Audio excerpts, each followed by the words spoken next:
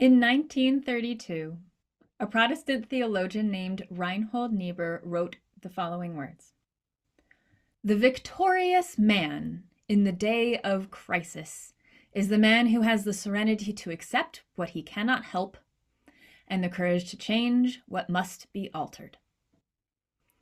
You'll notice these are not the exact words that our choir just sang. Niebuhr is often credited with writing the original Serenity Prayer, but his words, although similar, were just the seed. A seed that would have perhaps withered and been completely forgotten if not taken up by Niebuhr's colleague named Winifred Weigel. She was also a student at Union Theological Seminary and a really amazing woman. I wish I could tell you all about her. Go look her up.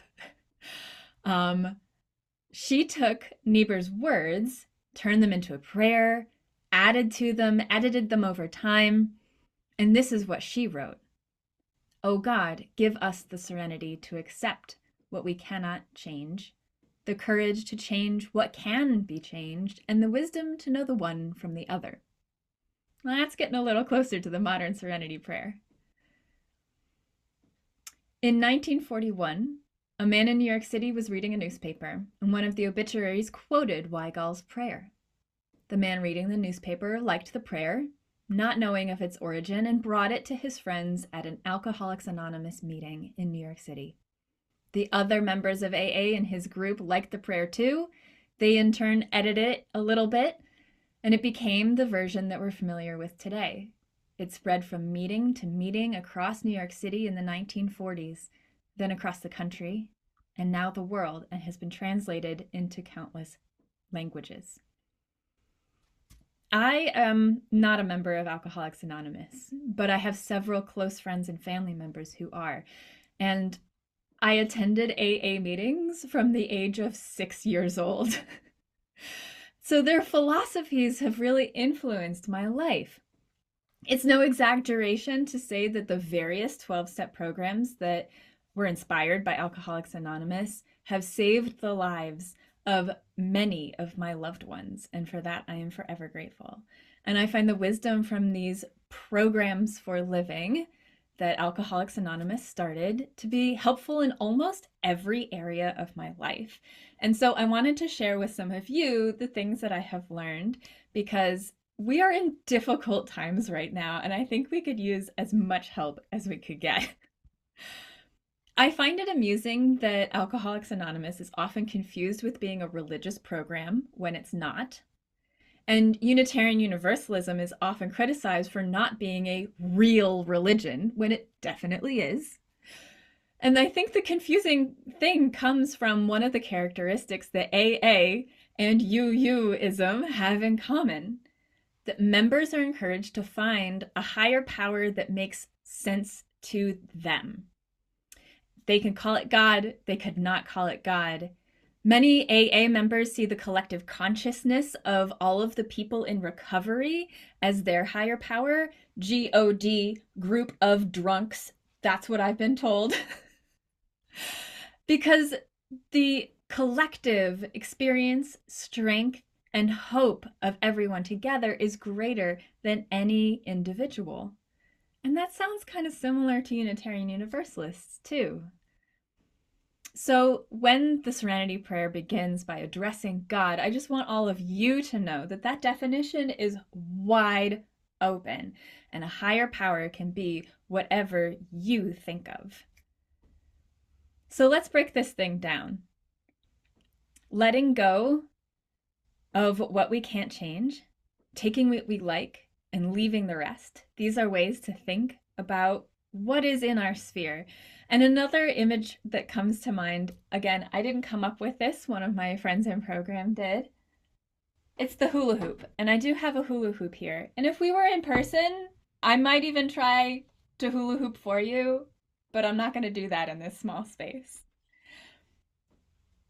The hula hoop helps me imagine what I do have power over and what I do not have power over. And accepting what I don't have power over, well, gosh, that can be easier said than done, can't it? I mean, Take today, for example. I have no power over the weather. That's pretty easy for me to accept. I can wish that the snow were easier to clear so that we could all be together in person today, but I can just do what I can, be here online with you, work with others to make this space possible in the virtual sphere, and accept that I have no power over the weather. That's pretty easy. But it can get a lot harder when other people seem to think that we should have power over something that we don't, or we think that we have power over something that we don't, or that thing that we don't have power over is having a really big impact on our lives. For example, I talked to my friend, we'll call her Katrina, that's not her real name, but we'll call her Katrina for now. She and I have been friends for a very long time. We were talking on the phone the other day. She and I went to grade school together, and now she is a medical research doctor. She and her husband and children moved to Maryland when Katrina got a job at NIH. Her husband, Alex, is not a government employee, but the company he works for is contracted through the government. And they have been getting some crazy emails over the last couple months, I'm sure you can imagine. Alex is being asked to come into the office when he was hired to work remotely. The office is in Virginia. If he had to commute there every day, they would have a serious childcare problem. Katrina's work is funded by a grant that is DEI funding. Will her money be taken away for her research? She studies infectious diseases that are resistant to the medications that we normally use to treat those diseases. What happens when that research stops? Katrina told me that she has decided to not be anxious as an act of resistance. That's what she said. And I applaud her because she's always been a very cheerful person. But that takes courage. It takes courage to decide to not be anxious, even when these things have such a big impact on her life. Will she lose her job? Will her husband lose her job? Will they have to find childcare? Will they have to move away? What will happen to the whole country? These are big and scary problems. So choosing serenity as an act of resistance is actually making a really big difference. I want to be clear that acceptance doesn't mean approval, right? We don't have to like a situation in order to accept it. In fact, it's necessary to accept what is in order to figure out what the best thing to do is going forward.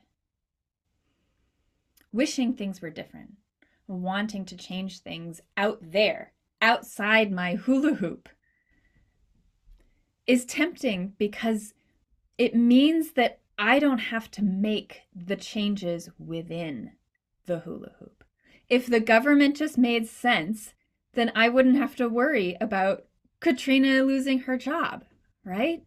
She wouldn't have to make the big decisions about whether to leave NIH or to hire a nanny or have her parents move in. Like, all these decisions that are difficult, it would be so much easier if someone on the outside were to change, right?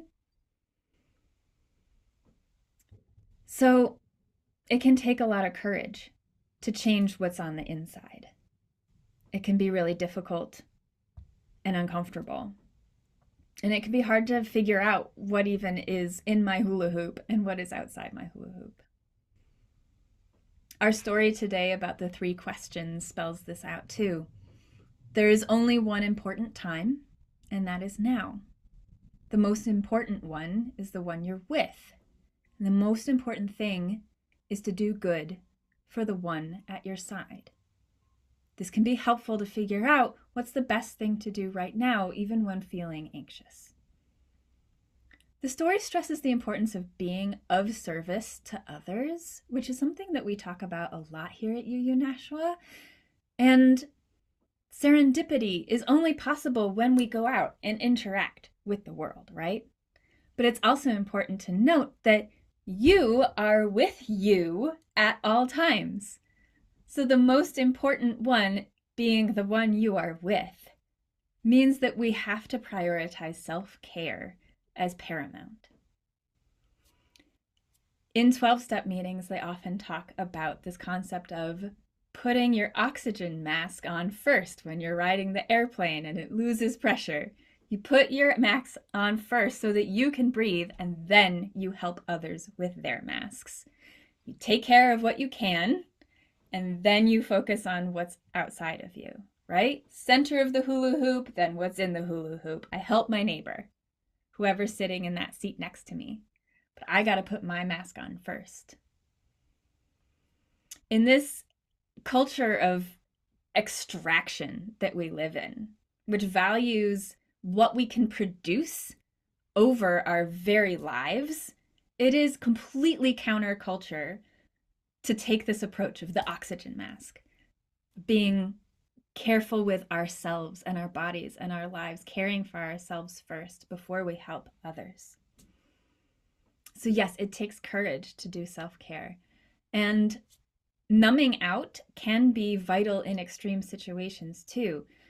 But when that numbing out becomes our only way to cope with the things that are stressful, that's when it becomes a problem and can even become addiction. So, self-care first, then do good for the one who's at your side. This is not necessarily the people that you care about most. Like the boy in our story and the panda were maybe complete strangers, yet he saved her life because he happened to be there when she needed help. And do good. What does that mean?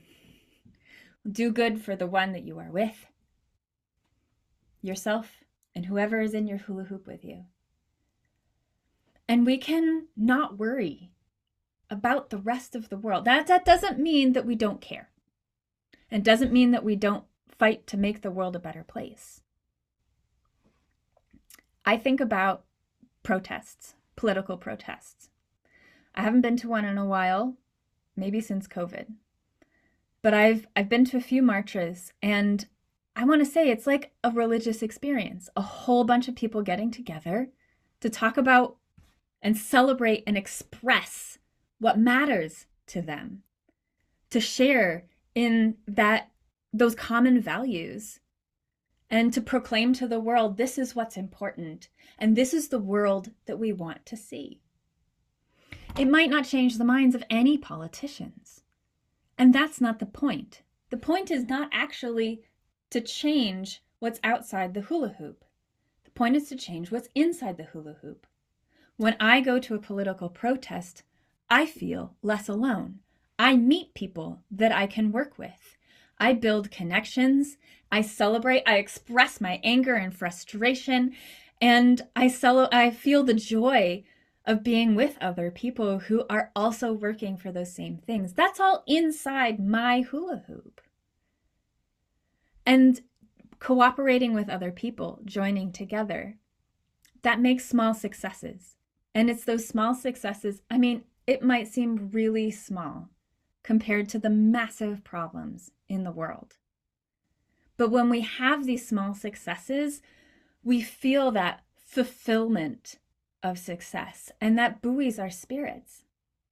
If we're spending energy on tasks that we can accomplish, then we actually make progress, and that progress lifts our mood, lifts our self-esteem, and gives us that fulfilling feeling. But if I'm spending energy on the things outside my hula hoop, then I don't have energy to tackle the problems that are in my immediate life or in the lives of those around me. And what's worse, I feel drained without ever making a positive impact. So I don't know if some of you feel this way, or feeling drained and like you're spinning your wheels and not getting anywhere. So I hope that you remember this idea of the hula hoop, that we can make progress tackling the big problems of the world by looking at where those problems intersect with our lives. So the hula hoop is not my skin suit, right? The hula hoop is just outside of me. It's not just me. It's what's in my immediate surroundings. So if I can influence what's in my immediate surroundings, then that will have an impact on the world. I hope as you go out into your lives today that you take these metaphors with you and that you plant small seeds in your hula hoop that bloom in your life. And together, our field of blooms can make the world a better place.